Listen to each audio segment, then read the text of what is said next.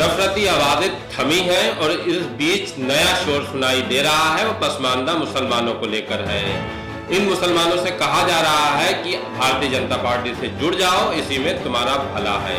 लखनऊ से लेकर रामपुर तक और अब बरेली में सम्मेलन हुआ है। रामपुर में आजम खां पर वार हुए थे और बरेली में AIMIM chief barrister Asaduddin Owaisi पर तीखे कटाक्ष किए गए हैं। आदाब, नमस्कार, मैं वसीम अख्तर और आप देख रहे हैं the leader Hindi. Bharatiya Janata party 2024 के लोकसभा चुनाव से पहले पसमानदा मुसलमानों का दांव खेल रही है। इन मुसलमानों को अपनी तरफ करने के लिए जुस्तजू हो रही है। लखनऊ से लेकर रामपुर और बरेली तक इसका नजारा देखा जा चुका है। शनिवार को रामपुर में सम्मेलन हुआ था, पसमानदा सम्मेलन, और उसके बाद आज बरेली में हुआ है। बरेली में थोड़ा नया अंदाज देखने को मिला है। ये सम्मेलन राष्ट्रवादी मुस्लिम पसमानदा महाज की तरफ से कराया गया था।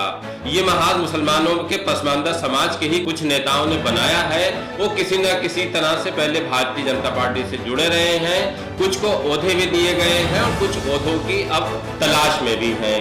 बहरहाल सम्मेलन में कहा गया है कि पहली बार देश में मजबूत नेतृत्व PM मोदी की तरफ से जिस तरह पसमानदा मुसलमानों के हक में आवाज उठी है, उस आवाज का धन्यवाद देने के लिए ये सम्मेलन किया जा रहा है। इसमें काफी भीड़ आई थी और भारतीय जनता पार्टी के मंत्री भी हिस्सा लेने के लिए पहुंचे थे। धर्मपाल सिंह, दानिश आजाद अंसारी और इसके अलावा जो भारतीय जनता पार्टी ने निगमों के अध्यक्ष मुस्लिम बना रखे हैं, वो भी आए हुए हैं। बरेली में चूंकि दरगाह हजरत दुनिया भर के सुन्नी बरेलवी मुसलमानों का मरकज है, यहाँ हाजिरी देने के लिए अशफाक सैफी पहुंचे थे। अशफाक सैफी अल्पसंख्यक आयोग के चेयरमैन हैं। उनका दरगाह पर जोरदार तरीके से इस्तकबाल हुआ है। सज्जादा नशीन मुफ्ती मोहम्मद एहसन रजा कादरी की अगुवाई वाले संगठन TTS के पदाधिकारियों ने दस्तारबंदी की है।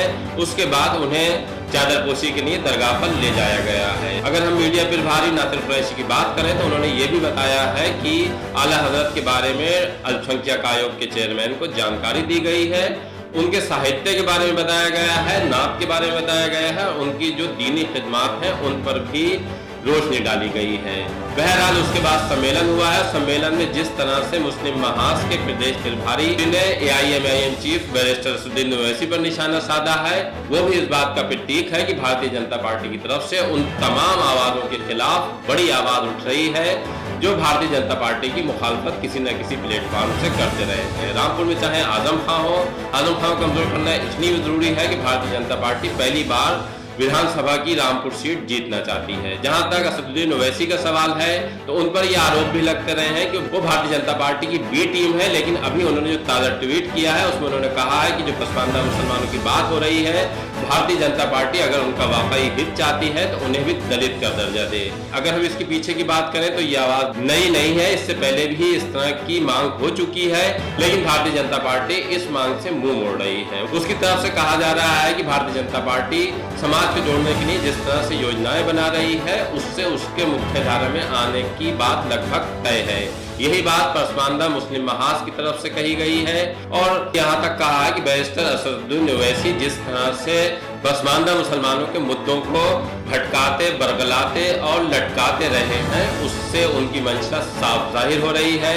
बात सिर्फ यहाँ तक नहीं रही है। आज़ादी के बाद जिस तरह से पसमानदा मुसलमानों का उत्पीड़न किया गया है, उन्हें हकों से वंचित किया है, ये बात भी सम्मेलन में गूंजी है और कह यहाँ तक दिया गया है कि 800 साल से पसमानदा मुसलमानों को उनके हक नहीं मिले हैं। ये पहली बार है कि जब देश के मजबूत नेतृत्व PM मोदी की तरफ से पसमानदा मुसलमानों के लिए बहुत ही मजबूती से बात कही जा रही है।